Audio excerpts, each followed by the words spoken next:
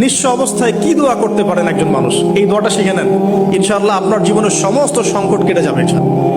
আমি নিজেও এই দোয়াটা বেশি বেশি করার চেষ্টা করি। দোয়াটা হচ্ছে, মুসা আলাইহিস সালাম একটা গাছের নিচে হেলান দিয়ে বসলেন, বসে দেখলেন দুজন মেয়ে দাঁড়িয়ে আছে দূরে, পানি নিতে পারছে না, লোকজন পানি নিয়ে যাচ্ছে, ওরা দাঁড়িয়ে আছে বেচারি। মুসা আলাইহিস সালাম গিয়ে বললেন, কি সমস্যা আপনাদের? এটা নিয়ে আপনারা আবার মেয়েদের সাথে কথা বলার চেষ্টা করেন, ঠিক আছে?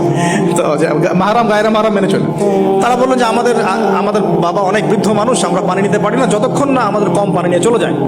মুসা আলাইহিস সালাম তো একটু বললাম না, ফিজিক্যালি খুব স্ট্রং ছিলেন, থাকে না বডি বিল্ডার, সামনে গিয়ে কথা বলে সরো পানি নিতে দাও, তখন মানুষ একটু মূল্যায়ন করে না। তো মুসা আলাইহিস সালাম এভাবে পানি নিয়ে দিলেন এবং বাছুরদেরকে পানি পান করালেন, করিয়ে গাছের নিচে এসে বসে আছেন। বসে বসে তিনি দোয়া করছেন, এই যে দোয়াটা তিনি দোয়া করছেন, রব্বি, একটা নেক কাজ করলেন, নেক কাজ করলেন না, মানুষের উপকার করলেন, নেক কাজ করে এসে গাছের নিচে বসে দোয়া করছেন, আল্লাহ এখানে তো আমার খাবার পানি বাসস্থান কিছুই নাই, আমি কি করব?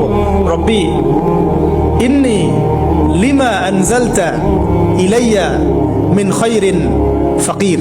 অর্থ হচ্ছে, হে আল্লাহ, তুমি তোমার পক্ষ থেকে আমার উপরে যে নেয়ামতগুলো দিবে, আমি এর জন্য ফকির হয়ে বসে আছি।